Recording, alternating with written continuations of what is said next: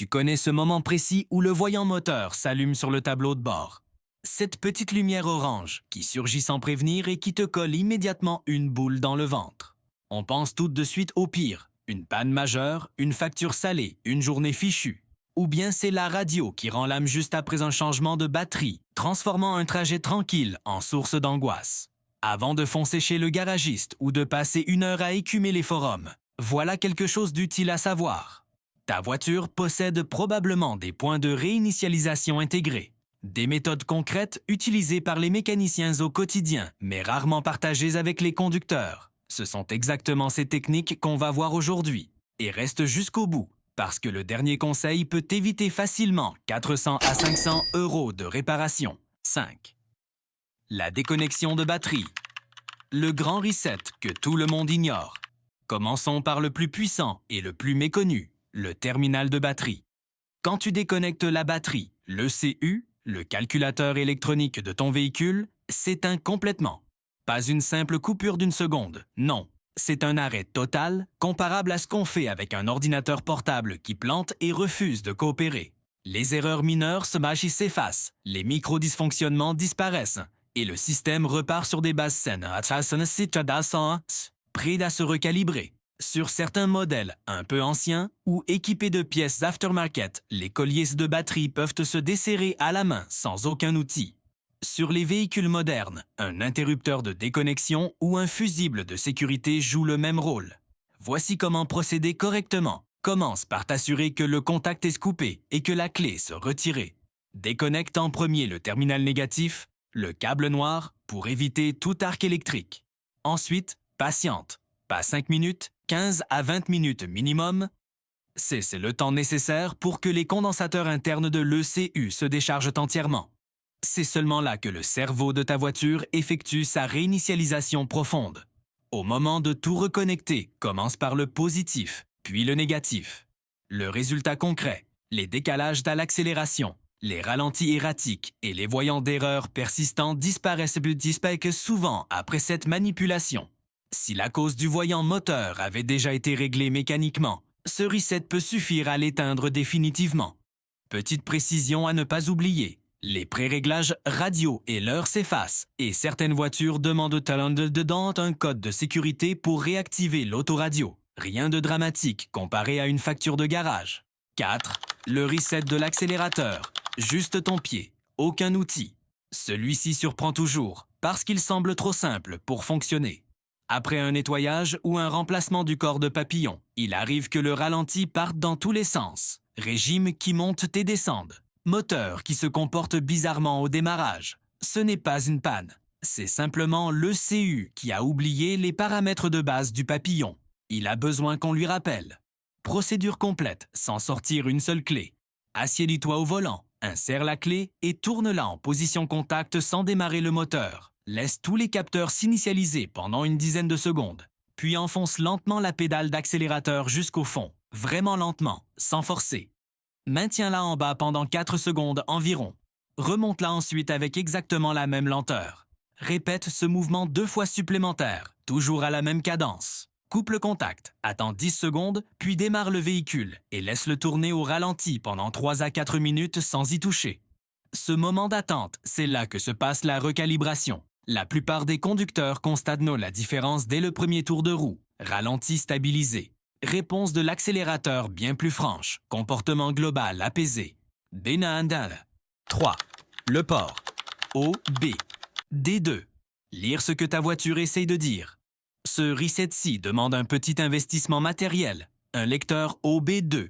Ces appareils se trouvent à partir d'une dizaine d'euros et leur utilité est bien supérieure à leur prix. Le port OBD2 est généralement situé sous le tableau de bord, côté conducteur, facile d'accès. C'est la prise de diagnostic standard sur toutes les voitures fabriquées depuis 1996 en Europe. En y connectant un scanner, tu obtiens un accès direct au code d'erreur stocké par l'ECU. Exactement ce qu'un garagiste consulte lors d'un diagnostic. L'avantage considérable de cette méthode. Elle n'efface pas les préférences système. Les réglages d'horloge, les présélections radio et les configurations personnalisées restent intactes. Démarche à suivre. Voiture éteinte, connecte le scanner au port OBD2. Tourne la clé en position contact sans démarrer. Laisse l'outil lire les codes et note-les. Ces informations te permettent de comprendre précisément ce qui s'est passé. Utilise ensuite la fonction Effacer les codes ou supprimer les DTC. Démarre le moteur, laisse-le tourner quelques minutes au ralenti. Si le voyant moteur reste éteint, la réinitialisation a fonctionné. S'il se rallume, tu as maintenant le code exact pour cibler la vraie cause, sans rien tâtonner. C'est la méthode la plus précise et la plus propre pour gérer les erreurs électroniques et sans passer par un atelier. 2. La réinitialisation depuis l'écran tactile. Le bouton en pleine vue. Sur les véhicules récents équipés d'un système d'infodivertissement, un reset complet est souvent accessible directement depuis le menu principal. Aucun outil, aucun diagnostic externe nécessaire. Ces systèmes embarqués ne servent plus uniquement à la musique ou à la navigation. Ils gèrent des modules entiers du véhicule et disposent souvent d'une option de restauration des paramètres d'usine dans les réglages avancés. Pour y accéder, démarre le véhicule ou active le mode accessoire. Ouvre les paramètres système sur l'écran tactile et cherche des options du type « Restaurer les valeurs d'usine »,« Réinitialiser le système » ou « Réinitialiser l'ECU ». Selon le fabricant, l'emplacement varie, mais c'est généralement dans un sous-menu Véhicule ou Système. Cette action règle efficacement les écrans figés, les bugs de connexion Bluetooth, les commandes au volant qui ne répondent plus correctement, les systèmes audio défaillants ou un GPS qui perd la tête. Ce n'est pas une solution universelle. Un capteur physiquement défaillant n'est pas concerné. Mais pour tous les dysfonctionnements logiciels et électroniques, ça remplace souvent une visite chez le concessionnaire. 1. Le fusible ciblé. La technique de précision des mécaniciens. Voilà probablement la méthode la moins connue du grand public, et pourtant la plus chirurgicale. Le boîtier de fusible de ta voiture n'est pas seulement un ensemble de protections électriques. Chaque fusible correspond à un système précis. La radio, le CU, l'ABS, l'infodivertissement, les vitres électriques. En retirant uniquement le fusible du système défaillant, tu peux le réinitialiser sans toucher au reste du véhicule. Méthode step by step. Repère le boîtier de fusible. Souvent sous le tableau de bord ou dans le compartiment moteur. Retire le couvercle et consulte le schéma imprimé à l'intérieur ou ton manuel d'utilisation. Identifie le fusible lié au système qui pose problème. Extrais-le délicatement avec l'extracteur intégré ou simplement avec les doigts. Attends 10 à 15 minutes, puis remets-le en place. Ce geste ciblé peut remettre en marche un écran d'infodivertissement bloqué, débloquer une radio muette ou réinitialiser un module ABS qui génère des alertes sans raison valable. Une précaution importante, ne remplace jamais un fusible par un autre d'ampérage différent. C'est le genre de raccourci qui transforme un problème mineur en panne sérieuse. Bonus, le reset 12 à la clé. L'astuce à 0 € que les garages facturent cher. Ce dernier point, beaucoup de mécaniciens le connaissent en laissandiness. Peu en parlent spontanément à leurs clients. De nombreux véhicules modernes possèdent une séquence de reset doux intégrée dans leur routine de diagnostic. Sur une grande partie des modèles, tournez la clé de la position arrêt à la position contact 3 fois consécutive en terminant sur ON. Le tout en moins de 5 secondes déclenche une réinitialisation légère de l'ECU.